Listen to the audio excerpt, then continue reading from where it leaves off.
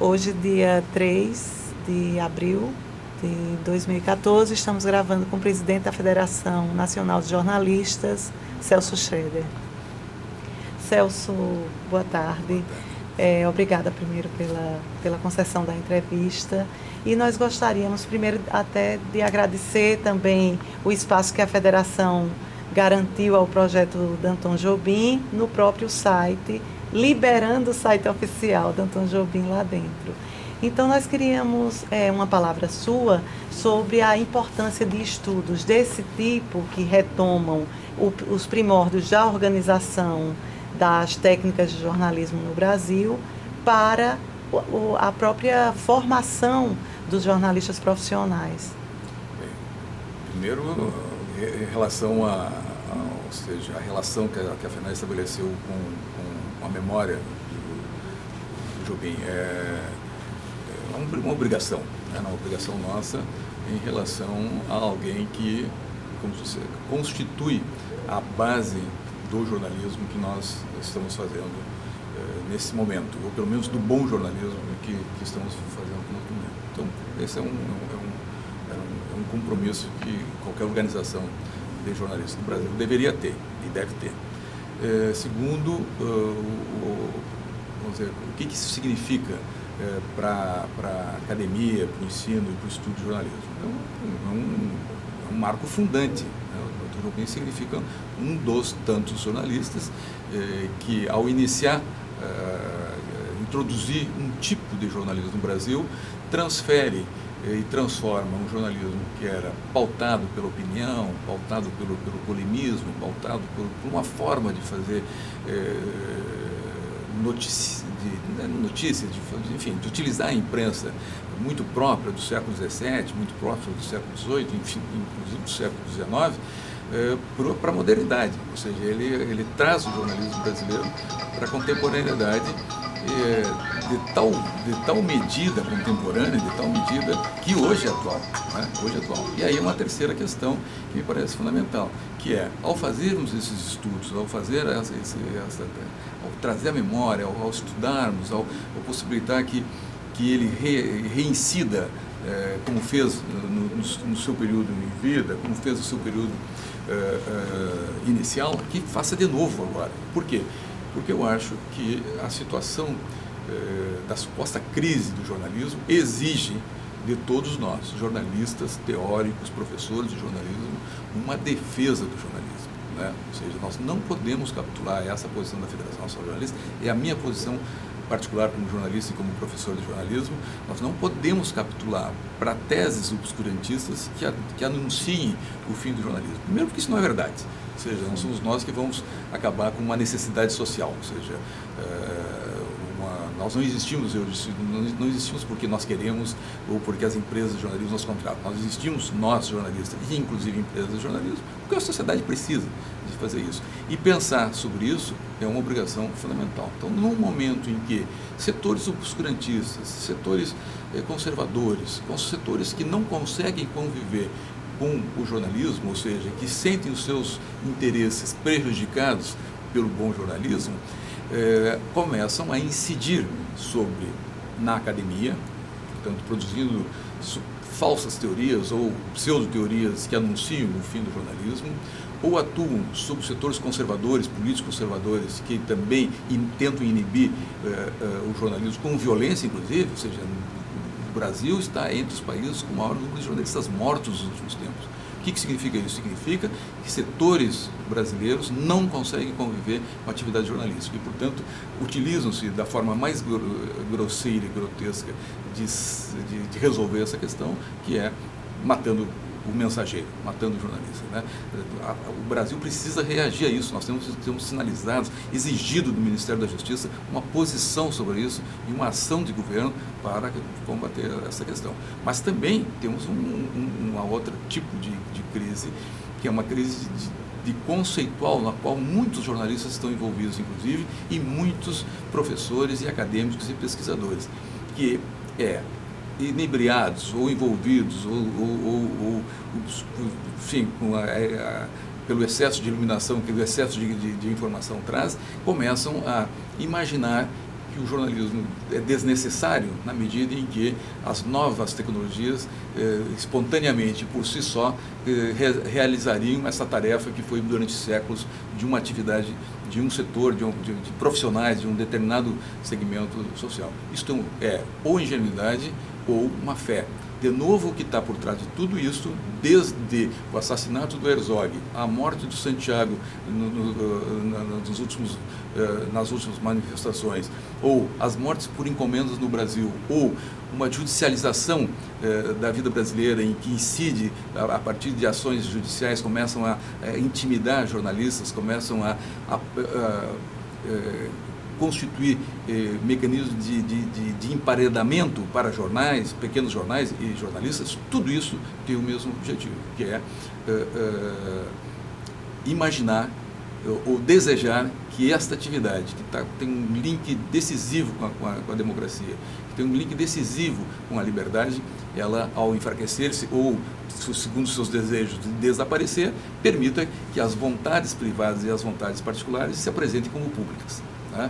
Ou seja, retirando este mediador histórico que é o jornalista. Então, por tudo isso, ou seja, por uma crise pontual, uma crise mundial do capital, crise de fechamento de jornais nos Estados Unidos, crise de mau gerenciamento de jornais no Brasil, aqui e acolá são crises pontuais e conjunturais, uma crise mais sistêmica que é a crise tecnológica, mas tudo isso embalado por um desejo de não ter jornalismo, de não ter jornalistas. Tudo isso é extremamente importante que nós escutamos no Tom Jobim, porque ele traz nas suas reflexões a fundação de um tipo de jornalismo moderno, mas mais do que isso, a reflexão sobre esse jornalismo. O grande papel, me parece, do Tom Jobim é que ele, ao fazer jornalismo, reflete sobre isso. Possibilita que a academia faça isso de uma maneira sistematizada, complexa, com uma profundidade que este tema merecia ter. Ou seja, ao fazer isso, me parece que é uma contribuição, teve uma contribuição muito, muito, muito atual. Né? E que aponta, me parece, e essa é uma compreensão que eu tenho, de que muito mais do que novos jornalismos, que refundar o jornalismo, de que, seja lá o que for, que na verdade tudo isso significa acabar com o jornalismo, nós precisamos fazer é reafirmar o jornalismo. Portanto, buscar os seus fundadores, discutir sobre os marcos fundantes do jornalismo contemporâneo e do estudo do jornalismo, me parece mais do que justificado, necessário. Celso, como presidente da FENAGE e também como professor, qual a sua percepção sobre a criação do manual de redação, que o primeiro manual é feito na gestão de Danton Jobim no Diário Carioca e posteriormente outros surgem, mas Danton Jobim tem o mérito de ter sido o primeiro jornalista e professor que pensa na normatização da notícia de forma mais organizada, mais completa, inspirado também nos modelos que ele conheceu, americano, francês. Então, qual a sua percepção da importância daquele momento do Diário Carioca com a criação, a instituição do LID e a criação do manual e a ação do jornalista a partir de uma base teórica? Eu acho que o manual do Diário Carioca, ele marca um momento em que o jornalismo deixa de ser ele nunca foi, mas a aparente manifestação individual de talentos, mais ou menos talentosos, mais ou menos eficientes que tínhamos, né? Ou seja, grandes jornalistas, grandes escritores, e que tinham a sua compreensão, que tinham a sua manifestação, que tinham a sua forma de fazer. E naquele momento, ao escrever o manual, trazer para o Brasil alguma coisa que já estava sendo feita de alguma maneira na Europa e nos Estados Unidos, principalmente nos Estados Unidos, ou seja, a tentativa de uma construção de um arcabouço teórico que nos permitisse aos trabalhadores refletir sobre o que nós fazíamos naquele momento. Então, o manual, me parece que consolida isso, né? Ou seja, inicia uma escalada que aponta para um lado, para um enriquecimento teórico com a produção de cursos e as escolhas que o Brasil foi fazendo para a forma que o jornalismo é exercido aqui, eu não tenho dúvida, embora eu não identifique em nenhum momento ele fazendo uma defesa, por exemplo, a questão do diploma, essas coisas não eram a sua preocupação, mas a sua preocupação com o ensino, o conhecimento e a certeza de que isso podia ser ensinado, ou seja, que estava para além de talentos ou de sorte, seja lá do que fosse, ou seja, que jovens que quisessem exercer essa atividade com essa natureza pública com que ele desenhava o jornalismo, podia ser aprendido. As pessoas podiam aprender a fazer isso. E, portanto, o manual era um marco. Apontava, por um lado, então, para o ensino, ou seja, para que o conhecimento se organizasse, para que o conhecimento se sistematizasse e produzisse derivados, né, e reflexões derivadas daí, que me parece fundamental. E, por outro lado, apontou para a profissão.